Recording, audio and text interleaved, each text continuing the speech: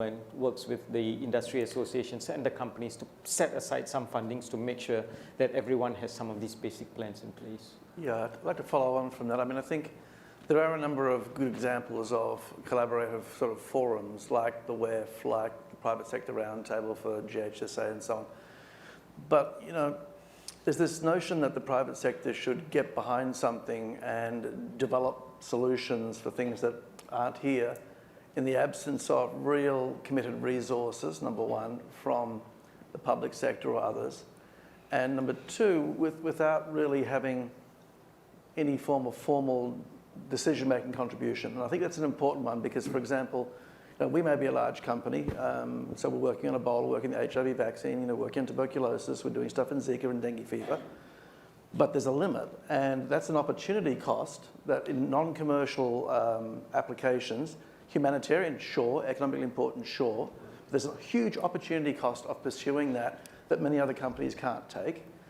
And yet if you look at the interaction scientifically with organisations like the UN, WHO, then it's like, you know, non-state actors, stay out.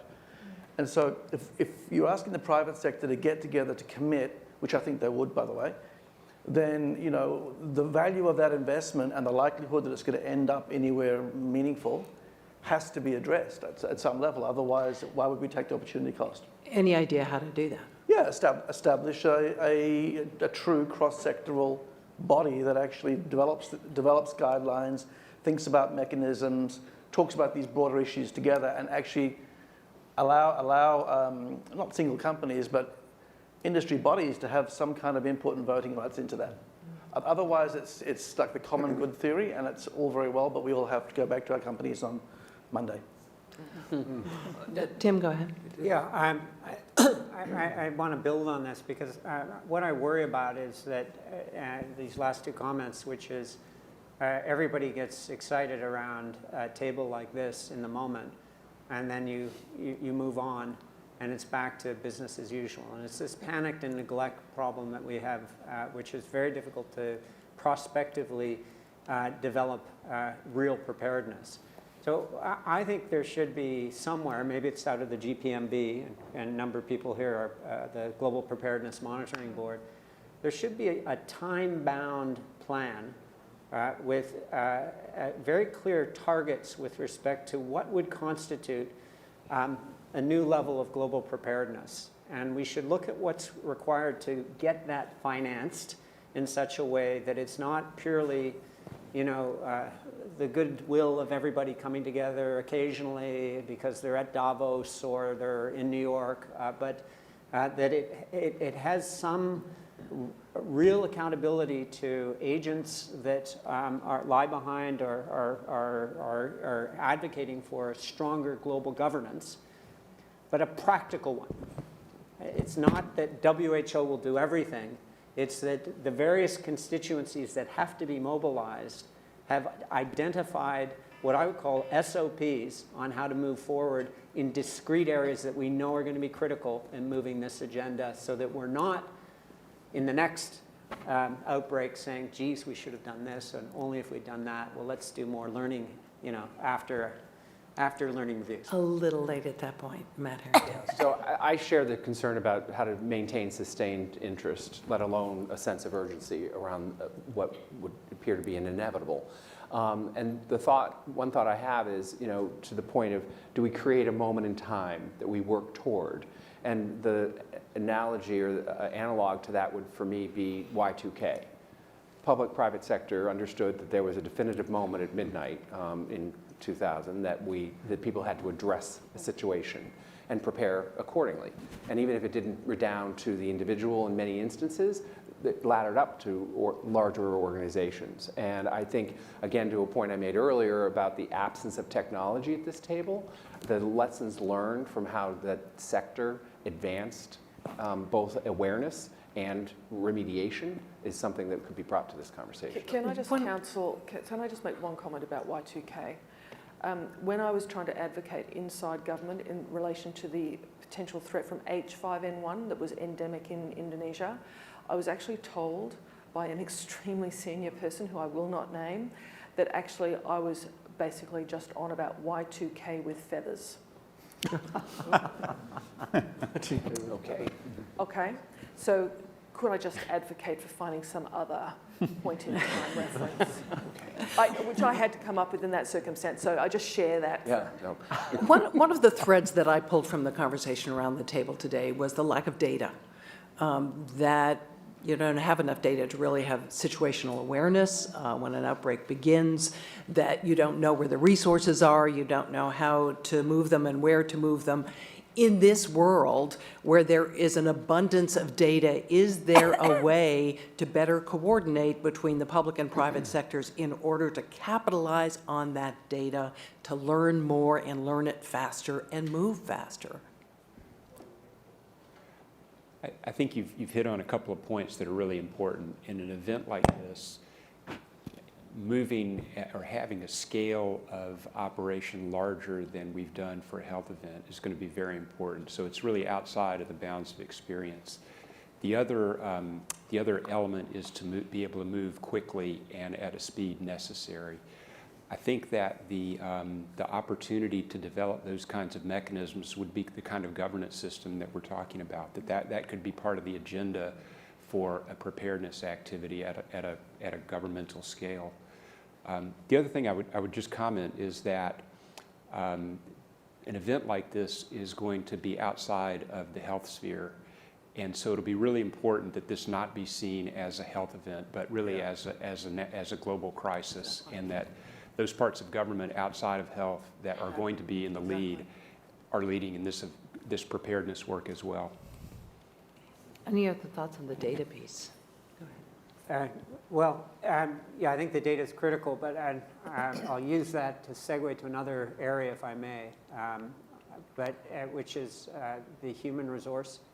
And a key actor, given that I now have moved to academia, but it is the academic or the training sector. Because if we're really going to develop a surge capacity for something like this, where you're going to have to bring in the reserves, the global health reserves in some respect, it requires an incredible coordination across training institutions, both in terms of pre-service and deployment, how people keep up skills that would be relevant. And that plan won't emerge from global businesses and governments collaborating. It's really got to bring in the higher education sector much more fundamentally, and I would argue with national public health institutes. I wanted to follow up on the trusted voice idea. Yeah. I think everyone around the table spoke about how important it is to find those voices. Do we need to find them now and establish trust in those voices now so that when the crisis hits, people already have the established trust? Thoughts? I mean, I would say without question, and because you're in a better position to have built up that bank of goodwill in advance of a crisis. And I'm very intrigued and I think very heartened by the conversation about the identification of community and faith-based leaders in particular, because they do foster enormous trust at a local level. And that But there are people who, amplify. at this point, probably know very little about pandemic preparedness And hence education is necessary. in advance. Yes. I think newsrooms in particular, there's a reason why they have people on the staff, actual former physicians and things, that are constantly talking about different diseases or illnesses that are coming up, so that they continue to build that trust, so that when there is a situation like this, there is already somebody on staff from the medical professional that's a trusted voice, whether it's on any of the networks, that's able to speak up. Yeah, actually, you made a point earlier about the anti-vaccine movement that's going forward right now, and there was going to be a community event tomorrow in New York City that actually ended up being canceled yesterday because it was only anti-vaccine advocates as a part of a community event, and nobody from the professional medical community would join even in the conversation. So the organizers ultimately, because they were a bit shamed into that imbalance, canceled the event. But it does call out that that's a real issue at the moment that needs to be addressed and should probably serve as a beta, if you will, for this kind of a moment. Sorry, on this issue of trust, I think there's something that's specific with respect to pandemics, but I think if we look at DRC at the moment, the distrust relates to the health system more generally. We didn't detect the first case in this 10th outbreak for 3 months because health workers were on strike because they weren't being paid. And so I think this community needs to pay particular attention to health systems that have very low levels of public trust, because they then, if you don't have that as a foundation, you're not going to gain it in the context, or it's very difficult to gain in the context of an outbreak. Go ahead. Yeah. In similar lines maybe, but in the spirit of kind of learning from history, in 1918, 16 million people died. That was more than the 2 great wars. And one of the impending results was a massive shortage of physicians, care providers.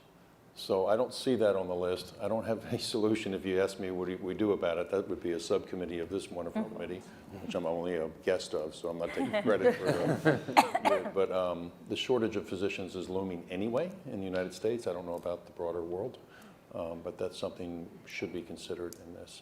And second point I would only make is that if it really were catastrophic, I don't know if we're prepared for the civil unrest that could result in it. And we haven't really talked much about our public safety vehicles, not just public safety avenues ready, including military. Are they ready for such civil unrest if it were really to get out of hand? I don't see those in the recommended actions, that's all.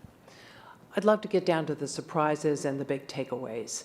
And I'd love to, if you guys are willing, to do a round-the-table thing and get everybody's input on what they learned here and, if anything, shocked them.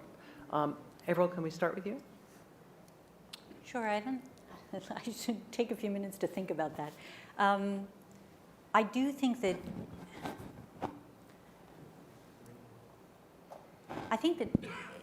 generally, and this comes out of our conversation that we've just been having, the areas that it seems to me require enlightened leadership, in a sense, is the issue of funding, right? And actually attracting greater funding to this issue. We all know that by spending money on preparedness now, we can save money later. And the fact that we don't have the mechanisms in place that allow us to more effectively address a crisis in the moment is critically attached to that. It does seem to me another piece of this is from my perspective, it's not a surprise, but it's certainly a takeaway from the discussion, is the need for greater communication mechanisms between the private sector and the public sector and the healthcare sector in actually trying to manage a situation and to best leverage each other's essentially resources under the circumstances. And I think that's a critical aspect of what has to happen, and one that frankly the current system isn't well positioned to do, because we frequently work through the public sector and we have a variety of challenges in creating those sort of private sector and other industry connections to what we're doing. Another piece of it that really didn't come up in the discussion, but from my perspective is another aspect of it, and there's far more experience and knowledge about public health issues in this room than I have, but it's but those frontline health workers, I mean, the World Health Organization has talked about the enormous shortfall and that fact that they are utterly critical to identifying, detecting, and allowing for a response very quickly. And that's, sort of at the key.